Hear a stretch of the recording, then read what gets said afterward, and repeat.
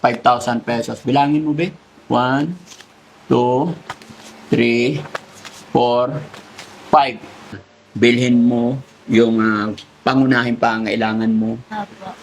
Vitamins ng anak mo, vitamins mo, gatas. Kailangan, kasi mga kababayan, breastfeed siya. Kaya hindi siya tumataba kasi sa payat niya yan, tapos nagpapa-breastfeed pa. Although yun ang pinaka-importante. Yup! Ayun mga kababayan, mga kabarangay, good morning po sa inyong lahat. Kumusta po kayo mga kababayan? Nandito po ako ngayon sa shelter at ako ang driver ngayon at kasama ko rin si Aling Rochelle. So update ko po kayo regarding kay Kangkong Girl at isa pa, gusto kong magpasalamat dun sa sponsor. May ipinadala siya kay Kangkong Girl. Kaya samahan nyo ko at ibigay natin yung gift para kay Kangkong Girl, kay Angel. Yan. Sana po nasa mabuti kayong lahat mga kababayan. Morning! Yan. Morning, Angel! Good morning po. Kumusta ka? Okay lang po. Teka lang.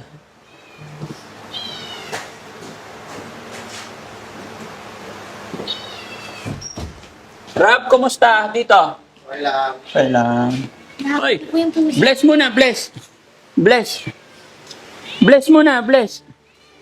Bless. Oo, bless ka muna, bless. Bless kay daddy. Ay, gusto mo, si Mingming. Mingming, kalmutin ka nun. Ayan mga kababayan, siguro na-miss ninyo si Angel at saka si Bulilit. Oh, takot ka rin eh. No? O, diyan ka kay mama. Oh, pati si Angel. Angel, kumusta naman ang buhay? Ayos lang naman po. Kumusta asawa mo? Okay lang din po. Oo. Alam mo ba, Angel, maraming nakamiss sa'yo.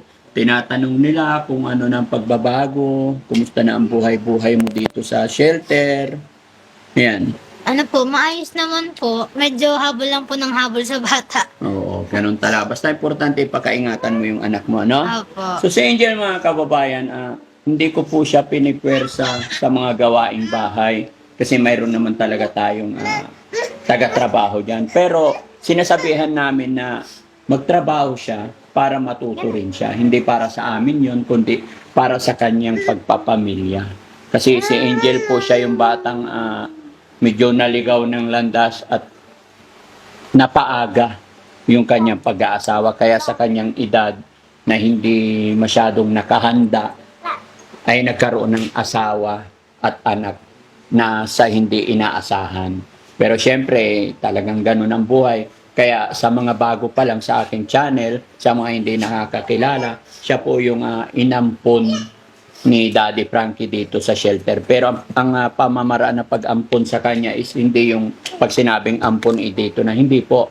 Balik-balik din po siya sa kanilang bahay doon sa asawa niya. Kaya free siyang umalis, free siyang bumalik. Kasi ang abol lang namin is yung makain siya, maalagaan yung anak niya, mapaganda yung buhay niya. At kaya ko po kayo in-update mga kababayan dahil mayroon nga po sino ba yun? May nagpadala po ng tulong pinansyal para kay Angel. Galing po yan kay Loida Obrero from Ordanita, Pangasinan. Kaya kay Ma'am Loida Obrero from Pangasinan, kabayan, maraming salamat po sa tulong pinansyal ninyo kay Angel. Sana. Ay, ano yung pera ko? Ayan. Ito. Angel, may nagbigay, si Ma'am Loida Obrero from Pangasinan, binigyan kanya ng 5,000 pesos. Bilangin mo, be? 1, 2, 3, 4, 5. Hindi man niya sinabi kung ano yung bibilhin or what. Basta ang sinabi is ibigay ko sa'yo. So bahala ka na. Bilhin mo yung pangunahing pangailangan mo. Opo. Vitamins ng anak mo, vitamins mo, gatas. Kailangan, kasi mga kababayan, breastfeed siya. Kaya hindi siya tumataba kasi sa payat niya yan, tapos nagpapa-breastfeed pa. Although yun ang pinaka-importante. best para sa kanyang anak. Kaya maghanap ka na lang ng vitamins angkop sa'yo. Pakaingatan mo yung perang binigay namin ng mga supporters natin. Ha? Apo. Huwag mo silang bibiguin. Sana maging okay ang anak mo parati. So ano masasabi mo sa nagbigay? Ano po, maraming salamat po sa nagbigay ng 5,000 po. Malaking tulong po to sa amin ng anak ko. Pambili po ng mga pangangailangan namin, gatas po, mga vitamins, at ano po, konting damit po. Mm-mm. Para madami pa po kaming mga damit. Malaking tulong po ito. Salamat din po sa team po ni Daddy Frankie, pati po kay Daddy Frankie. Kundi po dahil sa kanila, hindi po makakarating to sa amin. Maraming salamat po. Pati po sa pagtulong po sa amin sa pagkup-kup po sa shelter. Maraming salamat din po. Sa team Rise Above po, maraming salamat din po. Sana po walang sawa po kayong tumulong sa mga nangangailangan. Ingat po kayo palagi. Maraming salamat po. Yun lang po. Kumusta naman ang asawa mo, Angel? Ano Mula noong lagi ka dito, ano naman ang pinagkakaabala ng asawa mo? Ngayon po, nagtatrabaho na po siya. Construction po. Mm-mm. Ano po, nagsisipag na po para sa amin. Para po sa anak niya. Natutustusan po yung konting pangangailangan. Nakakatuwa naman po kasi hindi na po siya yung tulad ng dati na ayaw niya po magtrabaho. Ngayon po, nagbago na po siya. Okay. Pag wala po siyang trabaho, naghahanap na po siya. Hindi na po siya natigil sa bahay. Wow. Tapos, Angel, marami kasing may mga nabasa ako sa comment section na gusto nilang makilala yung asawa mo. Kailan pwede namin siyang makilala? Pwede mo ba siyang dalhin dito para makilala din namin siya? Ano po, tatry ko po siyang kausapin kasi po nahihiya po talaga siya. Alam mo, Angel, yung hiya kasi ay hindi makakatulong sa atin yon. Ang dapat, mga ganitong bagay hindi dapat ikahiya. Ano? Ang ikinakahiya, yung gagawa ka ng masama. No? Opo. Pero gaya ng sinabi ko, nasa inyo pa rin yun. Sinabi ko lang sa'yo, yung request ng mga nagmamahal sa'yo, yung mga sponsor natin. Kasi gusto rin nila makilala at gusto rin nila makita, marinig yung panig niya kung talagang siya ay nagbago na. Pero masaya ako dahil sa'yo mismo galing na nagbabago na siya, malaki ang pagbabago. Opo. Okay, may isa pang tanong, Angel. Actually, hindi to tanong payo nila sa'yo. Sana daw hindi mag-iingat ka daw at sana daw. Kasi siyempre, bata pa kayo Opo. Sana daw hindi pa masundan yung baby mo. Anong masasabi mo? Ano po, wala pa po kaming balak sundan. Yes po. Sa hirap po ng buhay ngayon. Ano po, papalakihin po muna namin yung anak namin. Very good. Yan na lang po muna. Makakaasa ba sila? Opo. Basta kami, Angel, hindi kami ang magpapaikot ng buhay mo. Ikaw pa rin ang gagawa. Kayo pa rin mag-asawa ang gagawa ng kapalaran ninyo. Si Daddy Frankie, mga viewers natin, ay nagpapaalala lang sa iyo. Ikaw pa rin ang masusunod, no? Ayaw namin ikaw i-force. Kung ano man yung sinasabi ko sa'yo, payo ko lang yon bilang anak.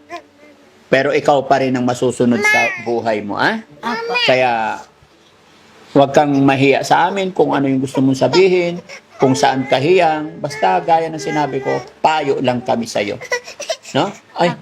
So, ayan mga kababayan, no? Nagugutom, magdidede yung bata. Magdidede na? Opo. Sige, padidiin mo. Ayun mga kababayan, kay Ma'am Loida Obero from Ordaneta, Pangasinan, maraming salamat po sa tulong ninyo.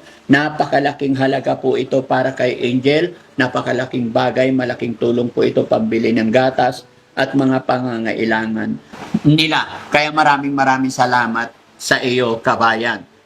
Bagamat hindi mo ako kilala ng lubos, di nyo ako nakakausap ng personally, ipinagkatiwala ninyo yung perang pinaghirapan ninyo. At masaya rin po ako dahil naiabot na natin kay Angel. Sa lahat po ng mga kababayan natin OFW, kababayan natin nasa ibang bansa, maraming salamat sa walang sawang pagsuporta at pagtiwala ninyo kay Daddy Frankie. Hindi po magagawa ni Daddy Frankie ito kung hindi dahil sa inyo. At syempre, sa aking team, sa aking mga kasamahan. Maraming salamat po sa inyong walang sawang pagtulong, paggabay kay Daddy Frankie. Ganon din sa Team Rise Above, headed by Tita Honey S. Ayan, maraming salamat po. Ricelyn Garrido, Lisa Leabres, Tamura-san, Sweet Charm, Carmi K. Official, Shari Pamitan, ayan, Risky, Stariray. Lahat po ng Team Rise Above, pasensya na kung sino pa yung hindi ko nabanggit. Ayan, maraming salamat sa walang sawang pagsuporta. Nawa, samahan niyo po ko hanggang sa dulo. Sa lahat po ng bagong subscribers natin, mga bagong followers natin, maraming salamat. Sa lahat ng mga followers at naging bagong kaibigan natin sa Anda, Pangasinan, salamat po sa inyong lahat. Salamat po at nakilala ko kayo. Mga vloggers din sa Anda, Pangasinan, sa mga kasama ni Sir Dens, salamat po sa inyo. Yan, God bless, na may magkita po tayo muli. Bye-bye po mga kababayan and God bless po. Bye-bye na, be. Ay, padidi na. Yan o, didi ang baby. Oh. Bye-bye na, be. Bye-bye po. Maraming salamat po. Ingat po kayo dyan.